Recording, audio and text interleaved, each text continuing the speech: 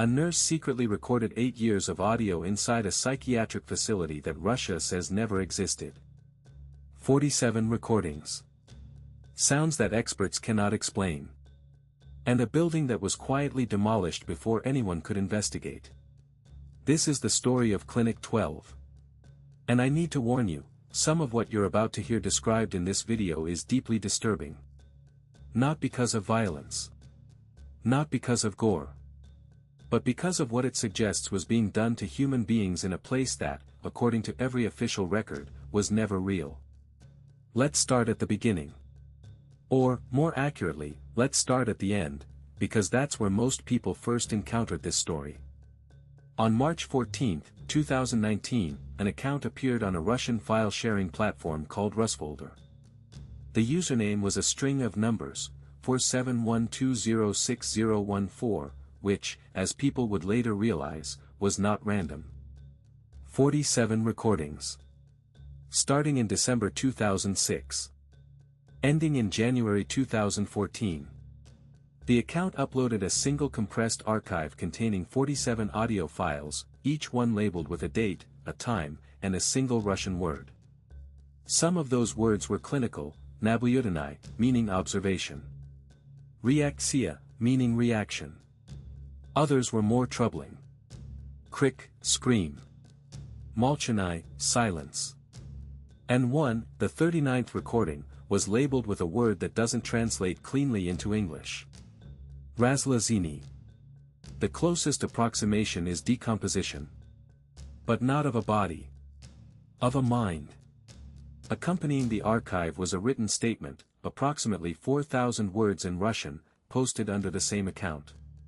The author identified herself only as Daria M., a former night shift nurse who claimed to have worked at a facility she called Klinika 12, Clinic 12, located in or near the Akademgorodok district of Novosibirsk, Russia, between 2004 and 2015. Her statement described, in clinical and emotionally flat language, what she witnessed during her years at the facility. She wrote that Clinic 12 was not a traditional psychiatric hospital. It was, according to her account, a research installation operating under the authority of a division she did not name, conducting what she called prolonged consciousness studies on patients who have been transferred from other institutions, patients with no families, no visitors, no one who would come looking for them. She described experiments involving extreme sleep deprivation, not days, but weeks.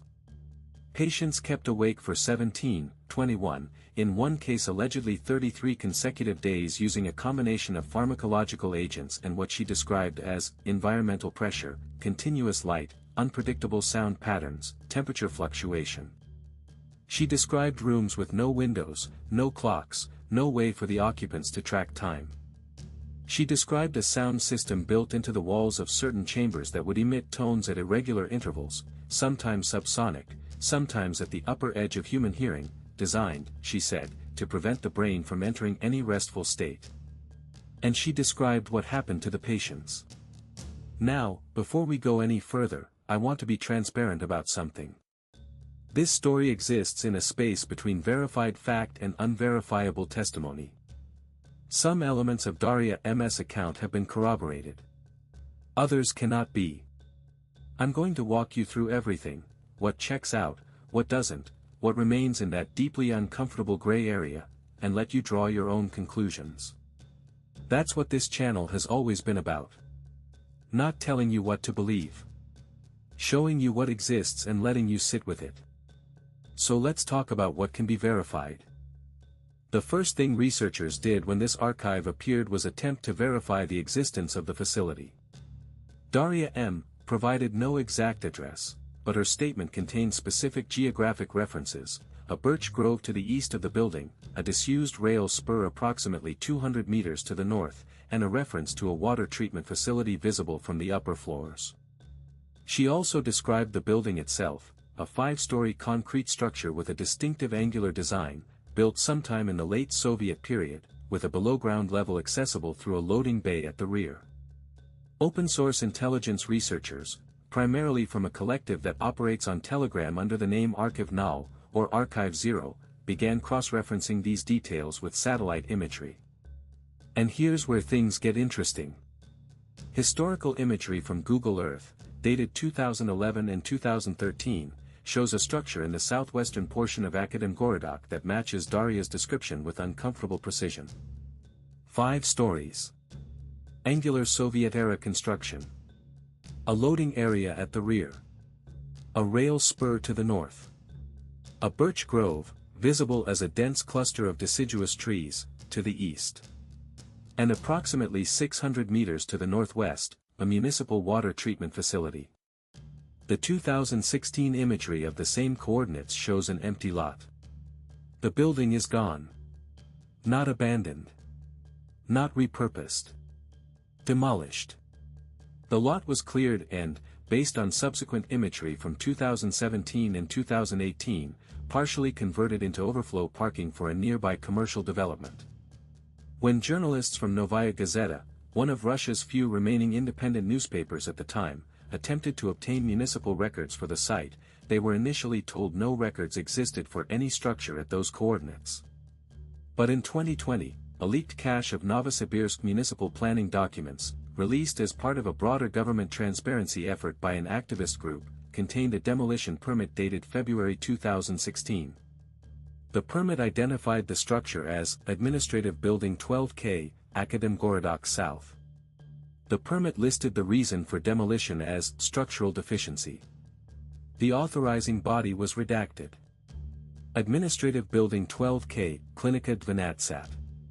Clinic 12. Now, a demolition permit alone doesn't prove that illegal experiments took place inside a building. It proves that a building existed and was torn down. But what's significant is the gap. Russian authorities, when asked directly, denied the facility existed. The demolition permit proves otherwise. That's not ambiguity. That's a contradiction. And contradictions, in cases like this, are where the real story lives. Let's talk about Daria herself. Multiple attempts have been made to identify and locate Daria M. None have been fully successful. However, several details in her statement have been partially verified. She referenced a specific nursing certification program at the Novosibirsk State Medical University, describing a curriculum change in 2003 that is documented in the university's archived course catalogs. She referenced a specific brand of medical recording equipment, a Marantz PMD 660, a portable solid-state recorder commonly used in field research, which is consistent with the audio quality of the recordings.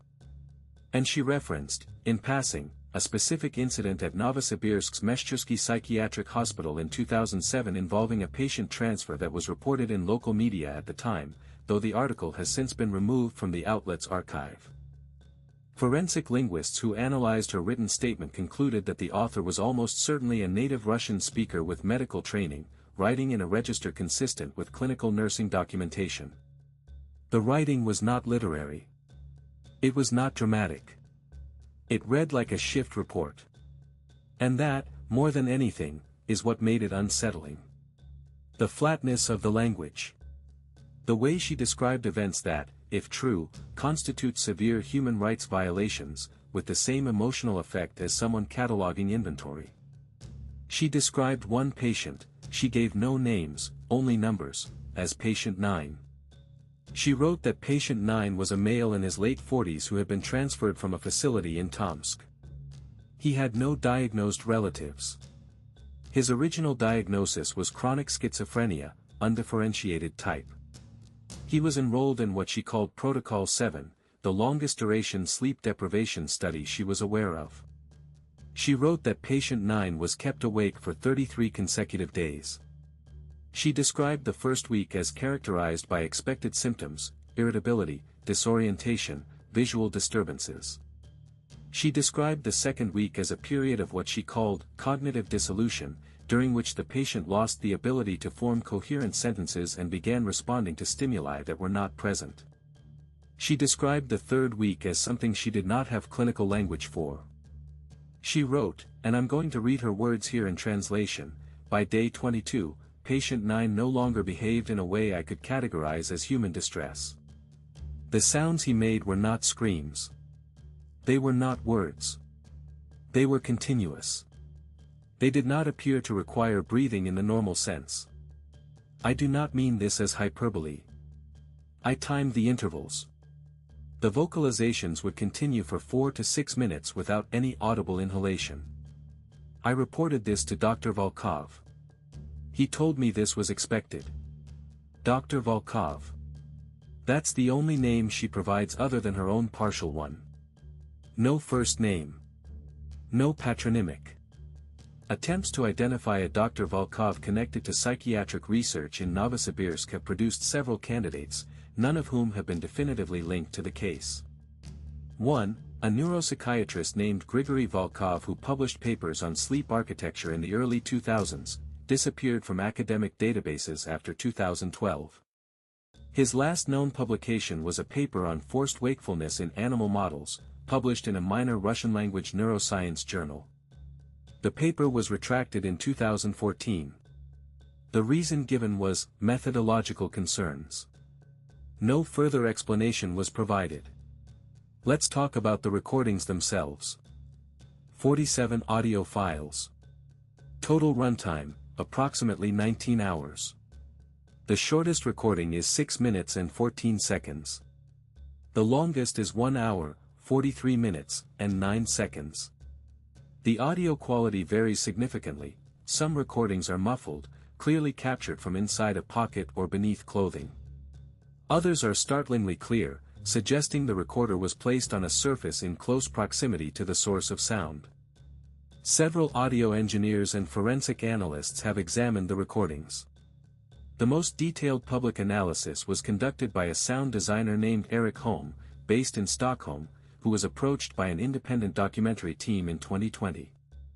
Holm's analysis, published on his professional blog, runs to 12 pages. His conclusions are measured, technical, and deeply unsettling. First, he confirmed that the recordings are consistent with the Marantz PMD-660, the device Daria claimed to have used. The sample rate, bit depth, and noise floor matched the specifications of that recorder. The background noise across multiple recordings contains consistent environmental signatures, a low-frequency hum that Holm identified as likely originating from an HVAC system, and a periodic clicking sound consistent with an electromagnetic ballast in fluorescent lighting. These signatures remain consistent across recordings dated years apart, suggesting they were made in the same location over an extended period. Second, he identified human vocalizations in 31 of the 47 recordings. Most are consistent with what you'd expect to hear in a clinical setting: murmured conversation, footsteps, the sound of doors opening and closing. But 11 recordings contain vocalizations that Holm described as, quote, outside the expected parameters of human vocal production. And this is where the case moves from disturbing into territory I genuinely don't have a framework for. 5 specific sounds in the recordings have generated the most discussion and the most disagreement among analysts. Let me walk through them. The first is present in recording 7, dated August 2007. It's a sustained vocal tone, a single note, unwavering, lasting approximately 4 minutes and 20 seconds. Holm's analysis shows no pitch variation greater than 2 cents across the entire duration. For context, even trained vocalists fluctuate more than that. More significantly, there is no audible breath. No interruption. 4 minutes and 20 seconds of continuous, steady vocalization with no inhalation. Holm wrote that he initially suspected the recording had been looped, but spectrographic analysis showed microvariations in harmonic content consistent with organic vocal production. His conclusion: if the recording is authentic, it was produced by a human voice. But it should not have been possible. The second anomaly appears in recording 19, dated March 2010. The recording captures what sounds like a conversation between 2 people, but both voices appear to be coming from a single source point. Holm used phase analysis to determine that both vocal tracks share the same spatial origin within the stereo field to a degree that would require them to be emanating from the same physical location, essentially, the same mouth. 2 distinct voices. 2 different registers. 1 source. This is not consistent with known voice disorders, including dissociative conditions. Holm noted that even in cases of so-called polyphonic singing, where trained performers produce two tones simultaneously, the output is harmonically related. These two voices were having a conversation. One was asking questions. The other was answering. And they appeared to be coming from the same throat. The third anomaly is in recording 26, dated November 2011. This one is the most widely discussed. The recording is 53 minutes long and appears to have been captured in a room that Daria's notes describe as Chamber 4. For the first 7 minutes, the audio is what you'd expect: ambient facility noise, distant footsteps, the hum of machinery. Then, at the 7-minute and 12-second mark, a sound begins. It has been described by various listeners as a vibration, a grinding, a low moan. Holmes' spectrographic analysis revealed that it contains frequencies below 20 Hz, infrasound, below the threshold of human hearing, yet reportedly felt by listeners as a physical sensation of pressure or unease. But here's what Holmes could not explain: the sound contains harmonic structures consistent with vocal production. If it is a voice, it is producing tones that the human vocal apparatus should not be capable of generating. The sound continues for 41 minutes without interruption. In Daria's accompanying notes, she wrote simply, "Patient 9. Day 29. The fourth anomaly is scattered across multiple recordings, 5, to be precise, and it's perhaps the most subtle but the most disturbing to me personally. In these recordings, captured over a span from 2008 to 2013, there is a sound in the background that Holmes initially classified as mechanical, a rhythmic pulse, approximately 0.7 Hz, roughly 42 beats per minute. He assumed it was some kind of pump or compressor. But further analysis revealed that the rhythm exhibits the exact variability pattern of a human heartbeat, specifically, the heart rate variability signature associated with a resting heart rate during deep sleep. 42 beats per minute is the lower boundary of a sleeping human heart. But these recordings were made, according to Daria, in the wing of the facility dedicated to sleep deprivation. Nobody in those rooms was sleeping. Nobody should have had a resting heart rate. So whose heartbeat is it? And why does it appear in recordings made years apart? The fifth anomaly, and this is the one that made me pause this research and step away from my desk for a while, is in recording 39. The one labeled Razlazini. Decomposition of the mind. The recording is 19 minutes and 44 seconds long. For the first 3 minutes, there is nothing. Absolute silence, not just quiet, but a silence so complete that Holmes noted the noise floor drops below what should be possible in an occupied room. No HVAC hum. No lighting buzz. No ambient sound whatsoever. It is, acoustically, as if the recording was made in a vacuum. Then there is a voice. The voice speaks in Russian. It speaks clearly. It speaks calmly. And it says things that Daria, in her notes, refused to translate. She wrote only, "I will not write what it said. If you speak Russian, you will hear it. If you do not, it is better." Multiple Russian speakers who have listened to recording 39 have provided translations. They do not agree on all of it. The audio is clear but the content is, by all accounts, difficult to parse because it appears to shift between registers and dialects, sometimes mid-sentence. But they agree on the opening lines. The voice says, approximately, "I have been awake for so long that I have reached the other side of sleep. There are rooms here. They have always been here. You built your clinic on top of them and you did not know. But I found them. I live in them now. And they are full." The voice continues for 16 minutes.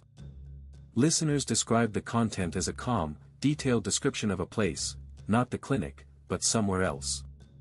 Somewhere the speaker claims to have accessed through sustained wakefulness.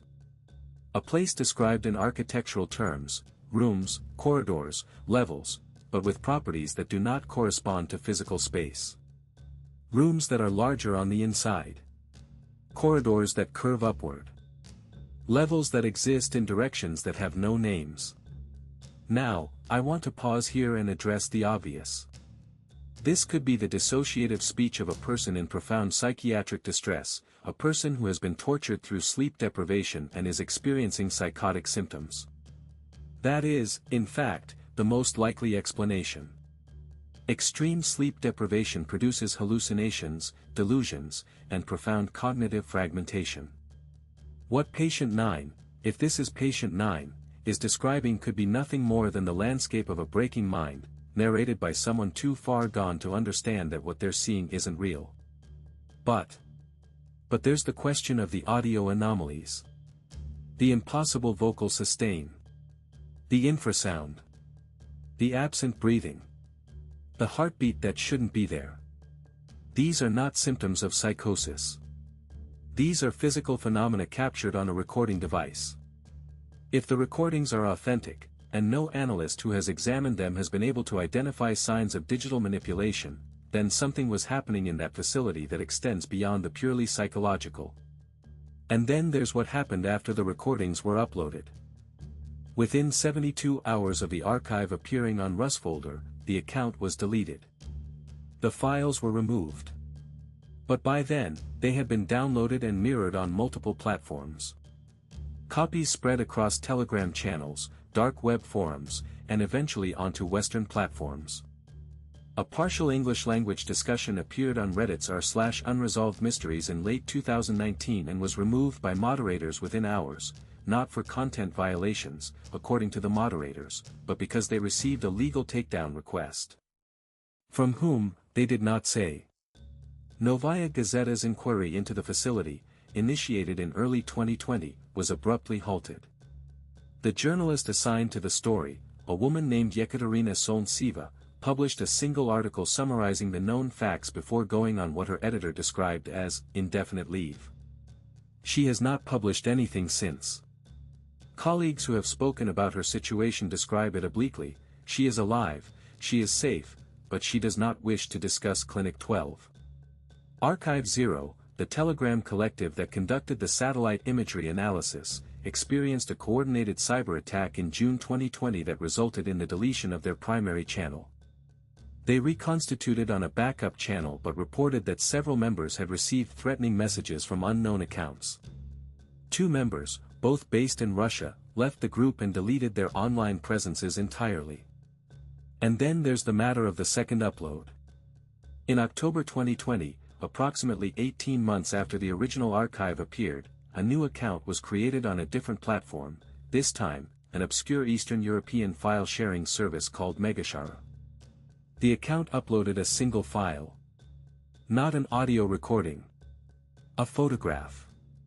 The photograph shows a room. Concrete walls. A metal-framed bed with restraints. A single overhead light. On the wall, partially visible, is a number stenciled in faded paint. The number is 12. Below it, in smaller characters, is a designation, K4. Chamber 4.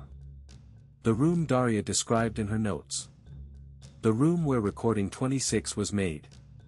The photograph's metadata was stripped, but image forensics analysts were able to extract partial EXIF data suggesting it was taken with a Nokia N73, a phone model produced between 2006 and 2009. The compression artifacts and color profile are consistent with that device's camera. The photo is not high quality. But the details visible, the style of the restraints, the paint, the light fixture, the concrete texture, are consistent with late Soviet institutional construction. The account that uploaded the photograph had a username consisting of a single word, Podverstany. Confirmation. No further uploads were made. The account was deleted within 24 hours. Now, I need to address the skeptical perspective, because this channel owes you intellectual honesty. There are several reasons to approach this case with caution. First, the original source, Daria M., has never been positively identified. Her account is anonymous. Her claims are extraordinary. And extraordinary claims require extraordinary evidence. The recordings are compelling but not conclusive.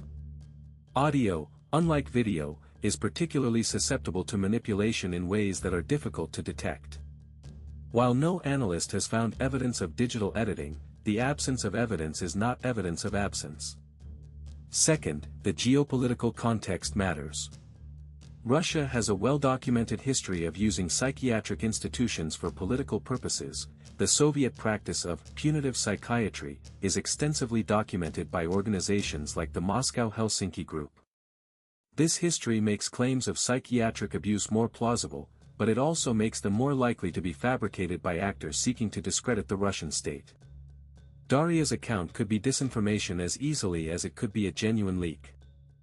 Third, the cascade of disappearing evidence and silenced journalists, while sinister, also follows a pattern common in internet urban legends. Real cover-ups do occur, but so do manufactured narratives of suppression designed to lend credibility to fabricated stories. All of this is true. All of this deserves to be said. And I've said it. But now let me tell you what keeps me from dismissing this case. 3 things cannot be easily explained away, no matter how skeptical you want to be. The first is the demolition permit. A building matching Daria's description existed at the coordinates she indicated. It was demolished in 2016. Russian authorities denied its existence. This is not speculation. This is documented. The second is the audio anomalies. You can argue about whether the recordings are authentic. But if they are, and no one has demonstrated they aren't, the sounds captured in them represent genuine acoustic phenomena that experts have struggled to explain through conventional means. The sustained vocalization without breathing. The dual voice phenomenon from a single point source. The infrasound with vocal harmonics. These are not things you can create with a basic audio editor and a Marantz field recorder in 2007. The third is the pattern of suppression. The takedown requests. The silenced journalist. The cyber attacks. The threatening messages. If this story is a fabrication, it is one that someone is investing significant resources into suppressing.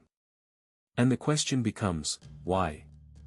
If the facility never existed and the recordings are fake, why not simply say so and provide evidence?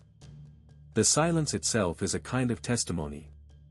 There's one more element of this case I haven't discussed yet. And it's the one that I find most difficult to sit with.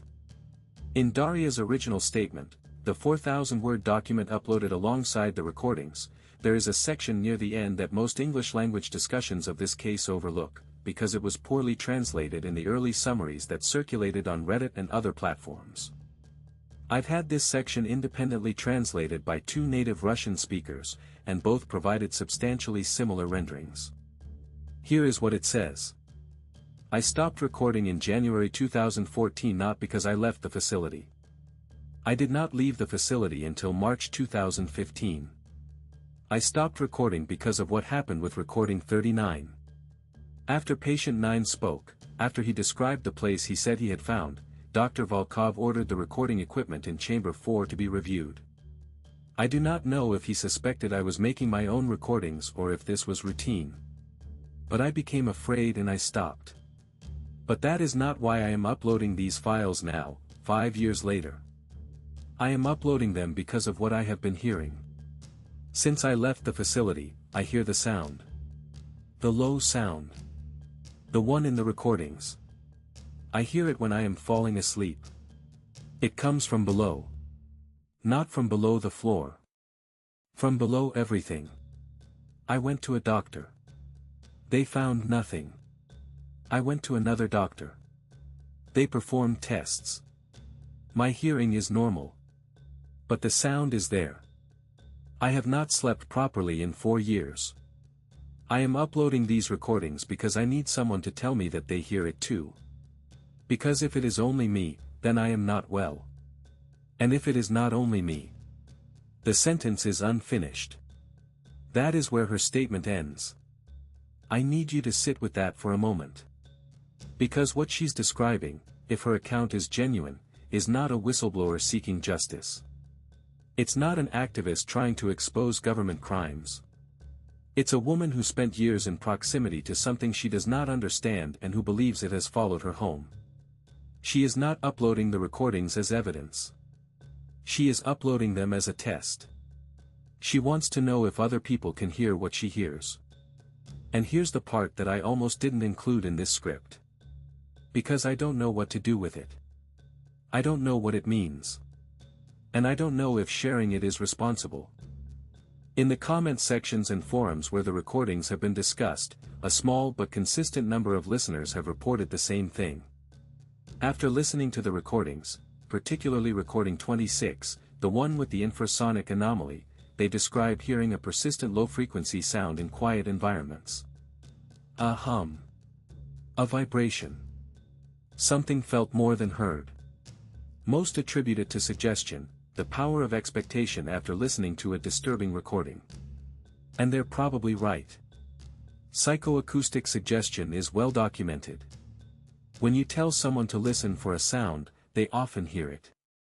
Probably. But I want to note something. I've researched dozens of cases for this channel. I've listened to hundreds of hours of disturbing audio. I've read accounts of alleged hauntings, cryptid encounters, government conspiracies. I have never, not once, received the volume of messages I've received about this case from people describing the same phenomenon. A low sound. Below hearing. Felt in the chest. Present when falling asleep. I'm not going to tell you what to make of that.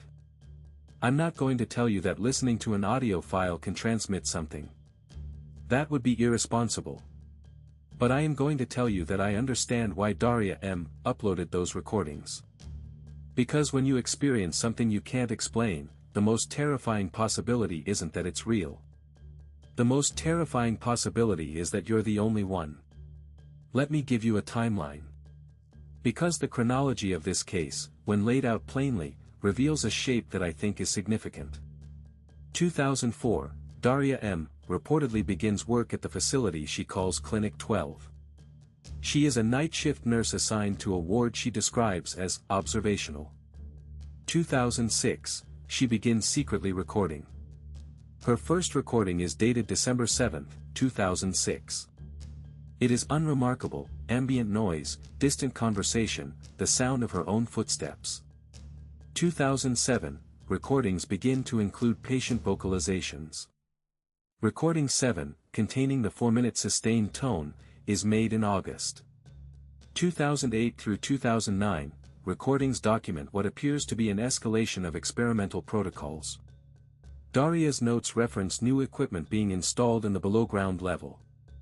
She is not permitted access to this area but describes hearing sounds coming up through the floor. 2010, recording 19, the dual voice phenomenon, is made in March. Daria's notes become shorter, more clinical. She stops including personal observations.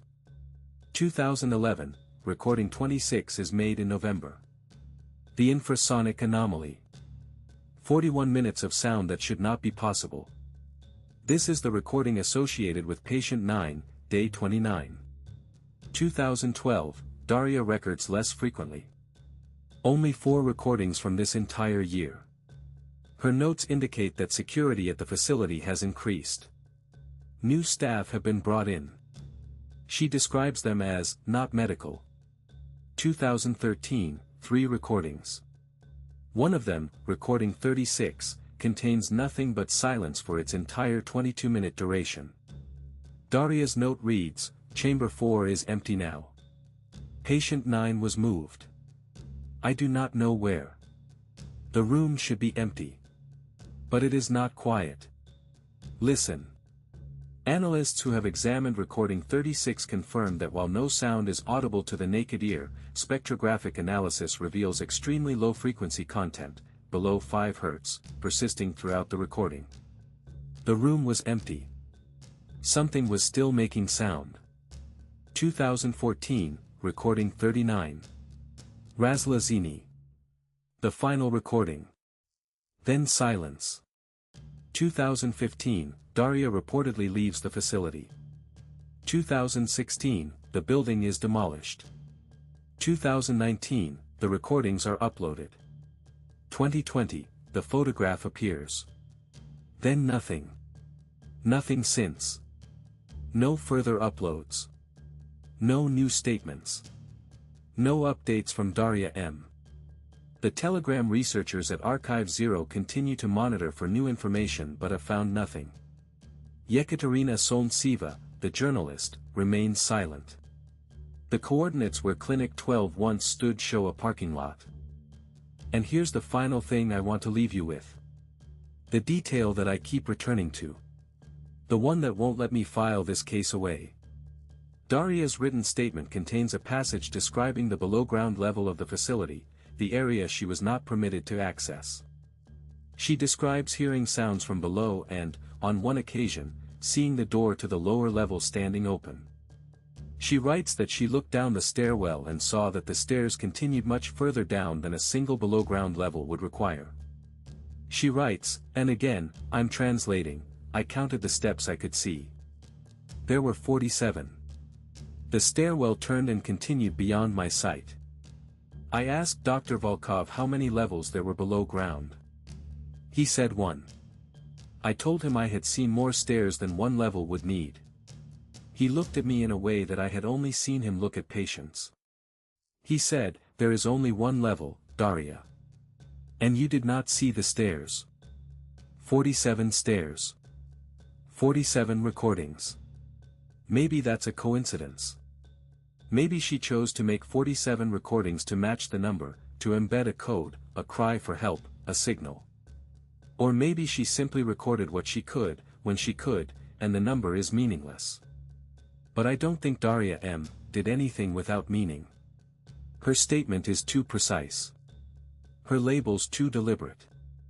47 recordings, numbered and dated and named with single words chosen for their weight. A woman who spent 8 years documenting the impossible, knowing she might never be believed, building an archive of evidence for a place that would be erased from the earth. She called her last recording Razlazini. Decomposition. And then she stopped. The building was demolished. The ground was paved over. The records were redacted. The journalist was silenced. The researchers were threatened. Everything was done to make Clinic 12 disappear.